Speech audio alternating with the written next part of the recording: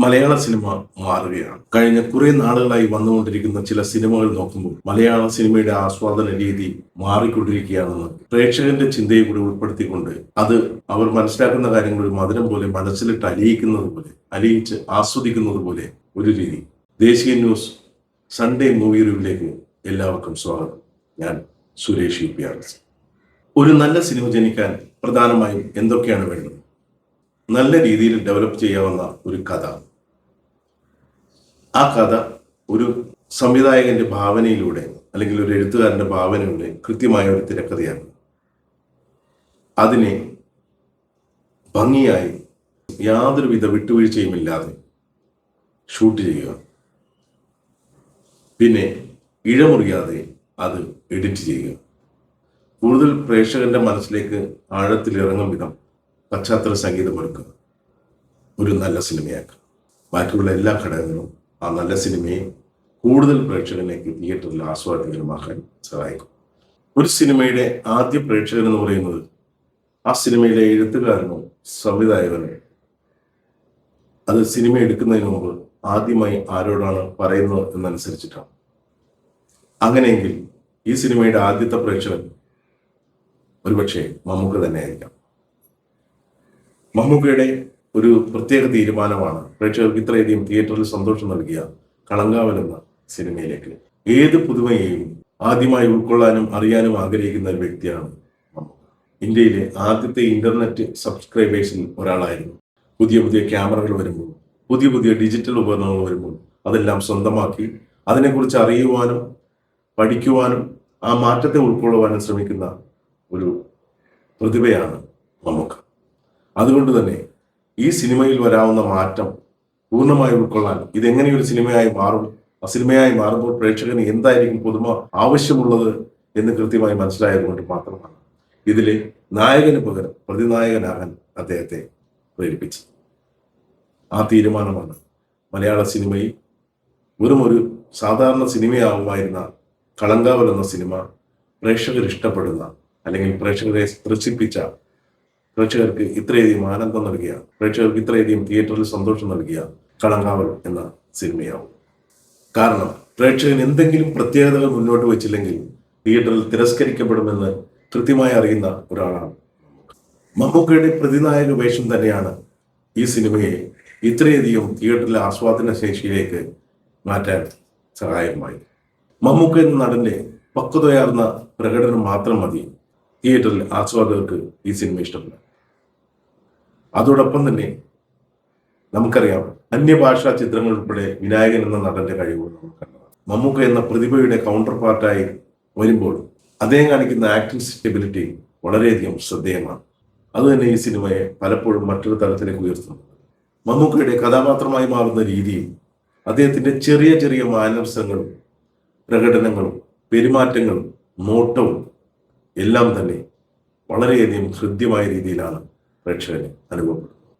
തികച്ചും അശ്ലീകരമായേക്കാവുന്ന സീനുകൾ പോലും അതിൻ്റെ അതിർവരമ്പുകൾ കൃത്യമായി സൂക്ഷിച്ചുകൊണ്ട് അങ്ങനെയുള്ള സീനുകളെ വളരെ പക്വതയോടെയാണ് കൈകാര്യം ചെയ്ത് ആസ്വാദ്യകരമാക്കിയിരിക്കുന്നത് എന്ന് തന്നെ പറയാം.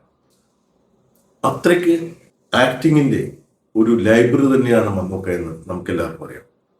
ആക്ടിങ്ങിന്റെ ലൈബ്രറിയായ അദ്ദേഹം നമുക്ക് നൽകുന്ന മറ്റൊരു ബുക്കാണ് കളങ്കാവൽ സിനിമ.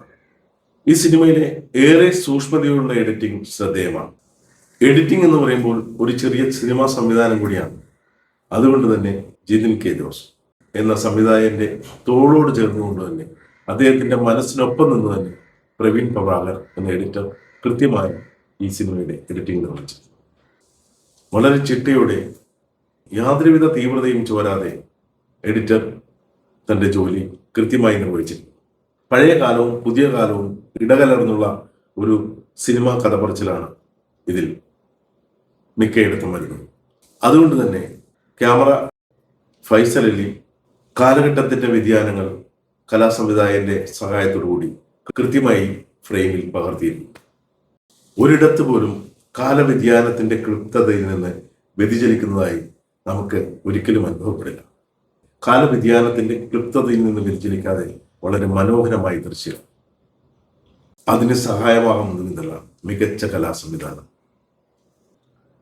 പിന്നെ എടുത്തു പറയേണ്ട ഒരു കാര്യം ഇതിൻ്റെ സൗണ്ട് ഡിപ്പാർട്ട്മെൻറ്റാണ്. നമുക്കെല്ലാവർക്കും അറിയാം, സൗത്ത് ഇന്ത്യയിലെ തന്നെ ഏറ്റവും മികച്ച സൗണ്ട് മിക്സിംഗ് ടെക്നീഷ്യനാണ് രാധാകൃഷ്ണൻ. അദ്ദേഹത്തിൻ്റെ ധാരാളം സിനിമകൾ നമ്മൾ കണ്ടു.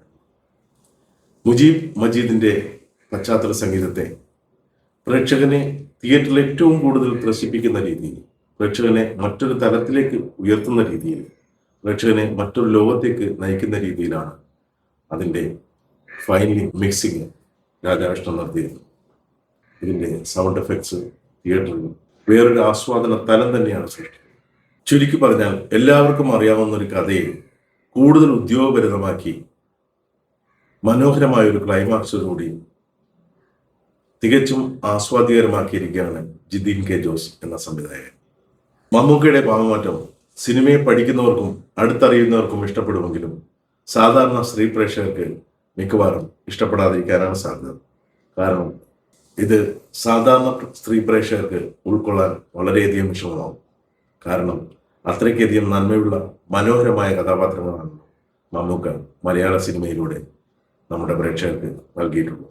അതെല്ലാം ഒരു വെള്ളിത്തിരിയിൽ എന്ന് പറയും ഈ പ്രേക്ഷകന്റെ മനസ്സിലൂടെ വരുമ്പോൾ മമ്മൂക്കയുടെ ഈ ഭാവമാറ്റം ഒരു കാരണവശാലും സാധാരണ പ്രേക്ഷകനെ ഒരിക്കലും ഉൾക്കൊള്ളാനാവുന്നതാണ്. സിനിമയുടേതായ രീതിയിൽ മാത്രം കണ്ട് സിനിമയെ സിനിമയായി കണ്ടു തന്നെ വിലയിരുത്തി നല്ല സിനിമയെ പ്രോത്സാഹിപ്പിക്കണമെന്ന് അഭ്യർത്ഥിക്കുന്നു. ഇങ്ങനെ ഒരു കഥാപാത്രത്തെ ഉൾക്കൊള്ളുകൊണ്ട് മലയാള പ്രേക്ഷകന്റെ മുന്നിലേക്ക് വരാൻ മമ്മൂക്ക കാണിക്കുന്ന ഈ ധൈര്യം തന്നെയാണ് അദ്ദേഹത്തിന് വ്യത്യസ്തമായ സിനിമകളിൽ വ്യത്യസ്തമായ കഥാപാത്രങ്ങളിൽ മലയാള മനസ്സിൽ എന്നും ചിരപ്രതിഷ്ഠ നേടാൻ സഹായിക്കുന്നത്. ഇനിയും ഇങ്ങനെയുള്ള വ്യത്യസ്തമായ സിനിമകൾ ചെയ്യാൻ കൂടുതൽ സിനിമകൾ മമ്മൂക്കയിൽ നിന്ന് കാണാൻ മലയാള സിനിമയ്ക്ക് ഭാഗ്യമുണ്ടാകട്ടെ. ഇങ്ങനെയുള്ള ഒരു കഥാപാത്രം ആവാൻ അദ്ദേഹം കാണിക്കുന്ന ആർജവം തന്നെയാണ് അദ്ദേഹം എന്ന കലാകാരന്റെ ഏറ്റവും വലിയ മേന്മ. പുതിയൊരു വീഡിയോയുമായി അടുത്ത ആഴ്ച വീണ്ടും. നന്ദി, നമസ്കാരം.